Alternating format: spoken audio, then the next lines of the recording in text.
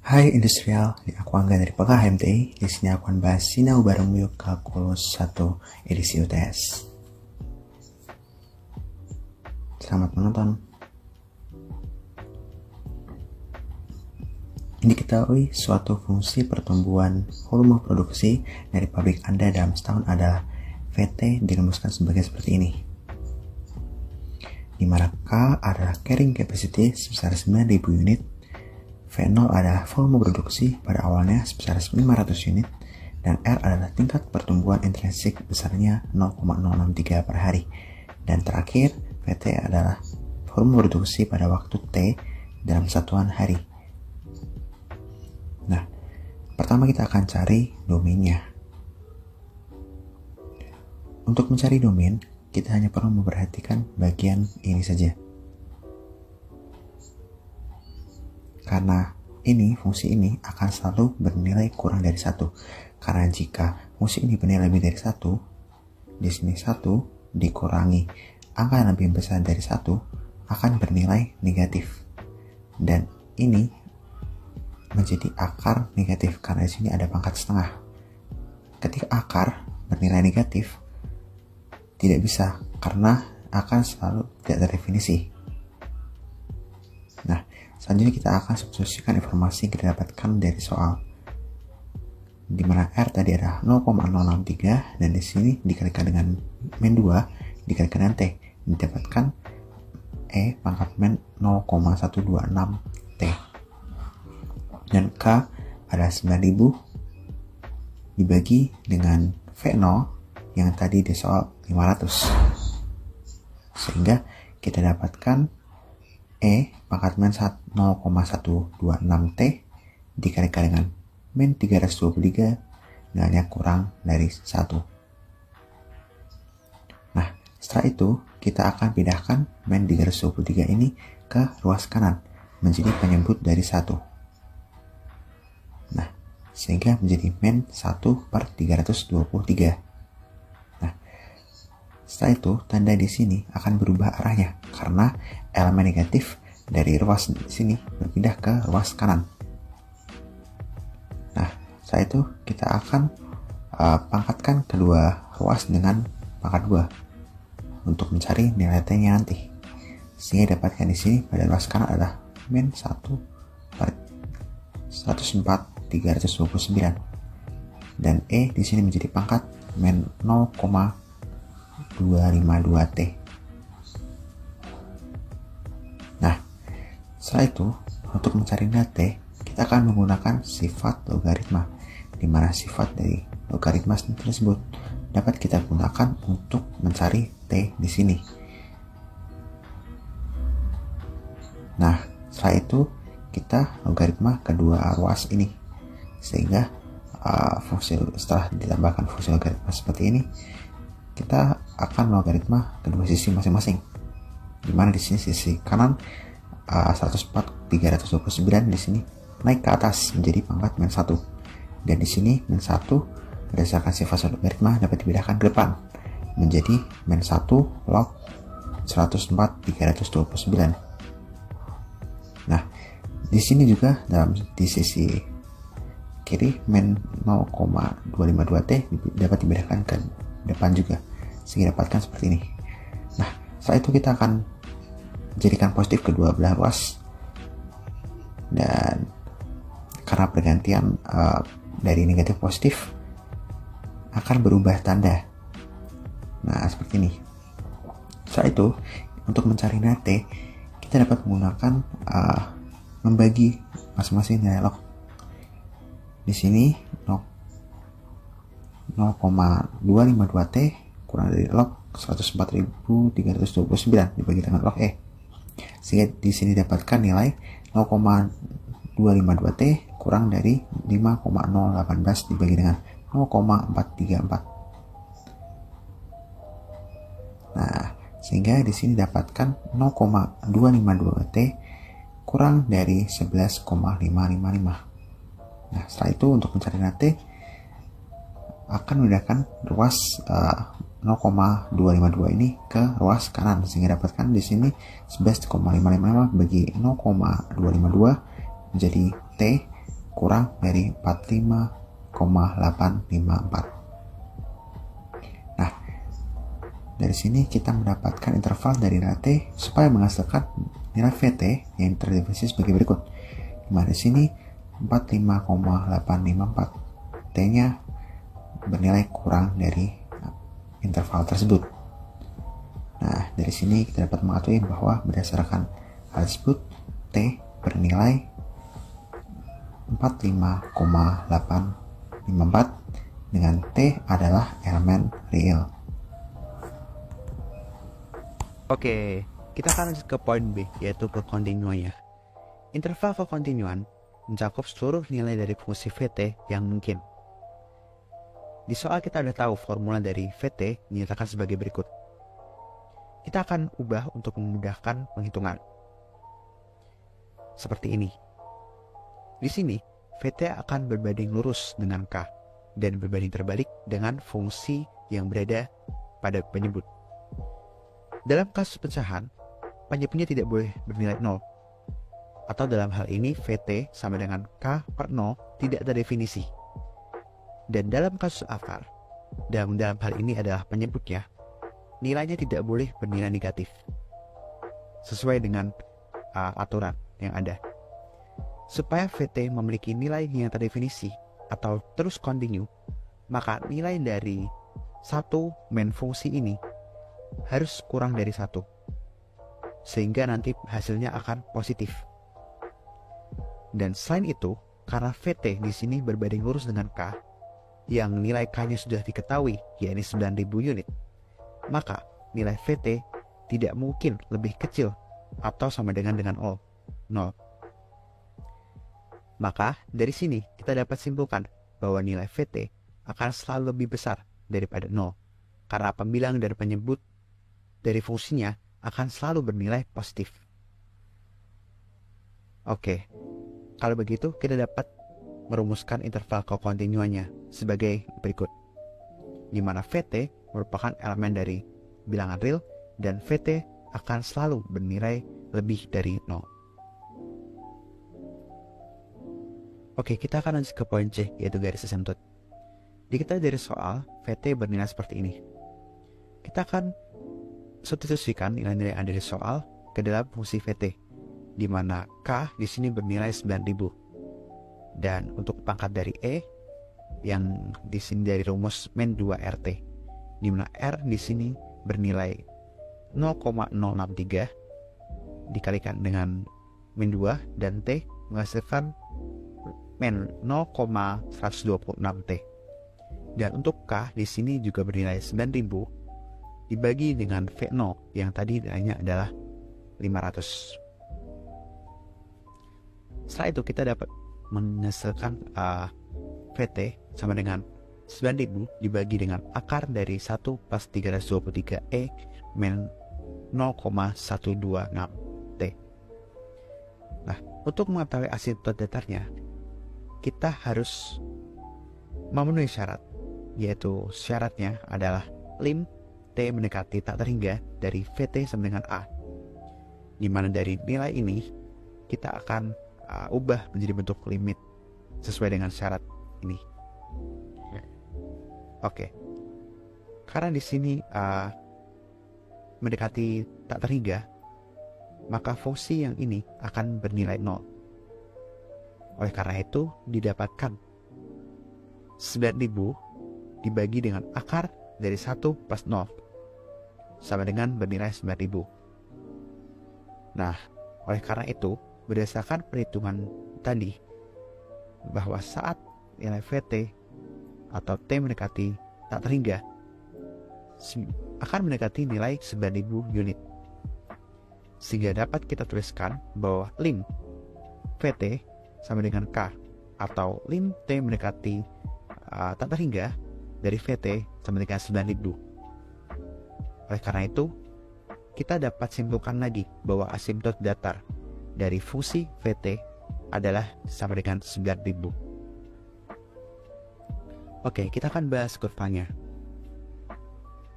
Kurva dari Vt akan berbentuk seperti ini, di mana tadi kita dapatkan informasi bahwa T VT akan bernilai lebih dari 0. Karena itu kita di sini mulai dari angka lebih dari 0 dan akan selalu meningkat sampai mencapai titik carrying capacity, yang dimana carrying capacity-nya tadi bernilai 9.000. Karena dari garis asymptotnya sendiri tadi mendekati 9.000, maka kurvanya di sini akan mendekati nilai dari 9.000, tidak melampaui ataupun pas di 9.000. Oke, kurang lebih seperti ini untuk kurvanya. Kita akan lanjut pembahasan ke gradient garis singgung. Nah, gradient garis singgung dapat kita peroleh dengan mensubstitusikan nilai T dari salah satu koordinat kurva VT yang kita dapatkan di bagian kurva tadi ke dalam turunan dari VT yang pertama. Misalkan nilai T adalah T0, maka kita dapat mengetahui gradient dari garis singgung melalui substitusi T0 ke dalam turunan dari VT yang pertama. Oke, jadi gitu kurang lebih untuk mencari gradient garis singgungnya. Oke, kita akan bahas ke soal nomor 2. Konstruksilah aproksimasi linear fungsi berikut ini di X sama dengan K di bawah 5 berdasarkan dari Taylornya. Y sama dengan akar dari X plus 2 plus K, di mana K adalah jumlahan dari dua bilangan terakhir dari nim kita masing-masing. Nah, kita mengetahui dari soal bahwa X sama dengan K tambah 5, di mana K di sini adalah jumlah dari dua bilangan terakhir nim kita. Contoh dua bilangan terakhir dari nim kita adalah 7 dan 9, maka perjumlahan dari angka 7 dan 9 tersebut adalah 16. Kita substitusikan ke persamaan X, sehingga didapatkan X sama dengan 21. Dan kita juga dapat substitusikan ke persamaan Y, sehingga dapatkan Y sama dengan akar X plus 18. Nah, untuk mengkonstruksikan aproksimasi linear fungsi Y sama dengan akar dari X plus 18 di X sama dengan 21, kita dapat mengetahui melalui deret Taylor, di mana deret Taylor berbentuk seperti ini, terdiri dari deret linear dan deret polynomial order, di mana dari deret-deret ini kita dapat melakukan pemotongan untuk mempermudah perhitungan. Hasil dari pemotongan tersebut kita dapat melakukan pemotongan pada bagian polynomial order. Di sini di sini polynomial ordernya adalah error. Apabila kita meniadakan error, kita dapat memperoleh fungsi pendekatannya, yakni fx mendekati nilai sama dengan f dari x0 ditambah dengan turunan dari fx0 dikalikan dengan x min x0.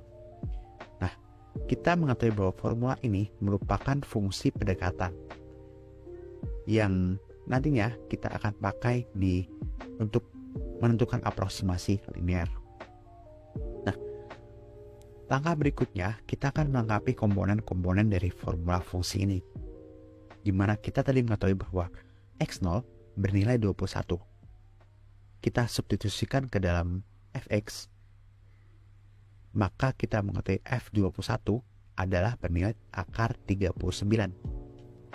Dan x0 kita substitusikan juga ke dalam turunan dari fx, yang nilainya adalah 1/2 akar x plus 18 dikalikan dengan 1. Setelah kita substitusikan, kita dapatkan f21-nya, f turunan 21-nya bernilai 1/2 akar 39. Oke, untuk aproksimasi fungsi linear sendiri, kita dapat melakukan dengan beberapa langkah. Yang pertama adalah langkah 1 yang telah kita lakukan, yaitu pemotongan deret Taylor, sehingga didapatkan fungsi pendekatannya seperti ini. Nah, setelah itu kita juga substitusikan komponen-komponen yang tadi kita dapatkan di bagian sebelumnya ke dalam fungsi aproksimasinya atau fungsi yang mendekatinya ini tadi. Nah, setelah kita substitusikan di sini, di mana di sini adalah fx bernilai akar x plus 18 sama dengan mendekati F dari 21 ditambah dengan turunan dari F21 dikalikan dengan X min 21. Sehingga melalui perhitungan tadi, setelah disubstitusikan dengan komponen-komponen ini, melalui perhitungan kita dapat mengetahui bahwa nilai dari akar X plus 18 atau Fx sama dengan mendekati 77 akar 39 plus X akar 39 per 78. Oke, sesuai dengan namanya, aproksimasi linear merupakan sebuah nilai pendekatan, di mana ini merupakan nilai yang bukan hasil yang tepat, tetapi hanya pendekat saja. Nilai ini baru mencapai tepat jika kita menjumlahkan dengan error tadi yang kita potong di awal. Nah, kita mengetahui bahwa nilai error merupakan selisih antara nilai sebenarnya dengan nilai pendekatan. Oleh karena itu, jika kita mempunyai error, kita akan memperkecil error tersebut untuk mendapatkan nilai yang paling terdekat dengan nilai sebenarnya. Nah, untuk melihat nilai error tersebut, kita dapat menggunakan rumus ini. Nah, untuk merumuskan nilai error yang paling kecil, kita cukup melihat bagian ini saja yang saya tandai. X min X0 pangkat N plus 1. Dimana jika kita merumuskan X min X0 ini berada pada antara 0 dan 1 ataupun nilainya pecahan ataupun desimal, kita dapat meminimalisasi nilai error. Karena jika X min X0 ini sendiri kita pangkatkan dengan N plus 1, akan semakin kecil nilainya. Jadi jika N semakin bertambah, nilai dari X min X0 sendiri ini akan semakin mengecil juga. Dan nilai dari errornya sendiri akan secara kumulatif akan semakin mengecil juga. Oleh karena itu, kita dapat simpulkan bahwa nilai error sendiri akan semakin mengecil jika memenuhi syarat ini. Nilai mutlak X min X0 kurang dari 1. Oke, kita akan lanjut ke soal nomor 3. Pabrik air minum kemasan memproduksi air mineral dengan volume 600 ml yang dikemas dalam botol berbentuk tabung tegak terbuat dari plastik. Tentukan ukuran tinggi dan ciri-ciri tabung tersebut agar luas lembaran plastik yang digunakan untuk membuatnya adalah minimal. Nah, dari soal kita udah tahu nih, volume airnya adalah 600 ml dan dibungkus dengan botol berbentuk tabung. Nah, untuk membuat biaya pembuatan kemasan yang minimum, kita perlu meminimumkan luas permukaan dari tabung kemasan tersebut. Luas permukaan dari tabung dirumuskan sebagai Pi dikalikan dengan R kuadrat atau luas alas dari tabung ditambah dengan 2Pi RT atau luas dari selimut tabung, di mana R merupakan jari-jari dan T merupakan tinggi dari tabung tersebut. Rumus selanjutnya adalah volume tabung. Kita mengetahui bahwa rumus dari volume tabung adalah Pi R kuadrat dikalikan dengan tinggi, di mana R adalah jari-jari dan T adalah tinggi tabung. Di soal, kita juga mengetahui bahwa 600 ml merupakan volume air, yang 600 ml ini setara dengan 0,6 liter, dan karena 1 liter adalah 1 desimeter kubik, maka 0,6 liter sama dengan 0,6 desimeter kubik, atau setara lagi dengan 600 cm kubik. Nah, langkah pertama, kita akan mencari nilai T atau tinggi dari tabung menggunakan rumus volume tabung. Kita substitusikan ke dalam persamaan sehingga didapatkan hasil seperti ini. R kuadrat dikalikan dengan tinggi sama dengan 600 bagi 22 dikalikan dengan 7, di mana Pi yang di sini tadi berpindah ke ruas yang berbeda. Dan setelah itu, setelah mulai perhitungan, didapatkan R kuadrat dikalikan tinggi sama dengan 190,909. Dan R kuadrat dipindahkan ke ruas kanan sehingga dapatkan T sama dengan 190,909 per R kuadrat milimeter. Oke, selanjutnya kita akan mencari persamaan dari luas permukaan tabung yang minimum dengan mensubstitusikan T yang tadi ke dalam rumus luas permukaan tabung. Kita substitusikan T di sini sehingga didapatkan suatu persamaan 22 R kuadrat per 7 ditambah 44 per 7 dikalikan 190,909 per R, dimana saat disederhanakan di sini akan didapatkan 22 R kuadrat per 7 tambah 8400 per 7 R. Nah, setelah itu R yang berada di sini akan dipindahkan ke atas sehingga didapatkan persamaan L sama dengan 22 R kuadrat per 7 tambah dengan 8400 R pangkat min 1 per 7. Nah, untuk menentukan luas yang minimum, kita perlu untuk menurunkan fungsi dari luas permukaan tabung, di mana turunan dari fungsi luas permukaan tabung atau fungsi yang kita dapatkan tadi adalah 44 per 7 R min 8400 per 7 R kuadrat, di mana cara penurunan ini adalah pangkat 2 di sini akan dipindahkan ke bawah ke 22 atau dikalikan dengan 22 sehingga dapatkan 44. Dan untuk di sini pangkat min 1 akan dikalikan dengan bagian sini sehingga didapatkan 8400 per 7 R kuadrat. Nah, setelah mendapatkan hasil turunan, kita dapat menyamadengankan dengan 0 sehingga kita dapat mencari atau memperoleh nilai R dari sini. Kita akan memindahkan ruas yang negatif ke sisi yang sebelah kiri sehingga dapatkan seperti ini. Setelah itu kita akan mengalihkan silang sehingga dapatkan 8400 sama dengan 77 R pangkat 3. Untuk menentukan R pangkat 3, kita akan membagi 8400 ini dengan 44 sehingga didapatkan R sama dengan akar dari 8400 per 44. Maaf, akar 3 dari 8400 per 44, sehingga kita mendapatkan R adalah 5,758 cm. Nah, kita akan substitusikan nilai T ini yang telah kita dapatkan di langkah sebelumnya untuk mencari luas permukaan yang minimum. Kita substitusikan saja pada bagian ini sehingga didapatkan T sama dengan 190,909 dibagi dengan R kuadrat, di mana R kita telah ketahui tadi 5,758, sehingga dapatkan T sama dengan 5.700,758 cm. Jadi, untuk memperoleh biaya pembuatan kemasan yang minimum, kita mengetahui jari-jari dan tinggi kemasan tersebut adalah 5,758 cm.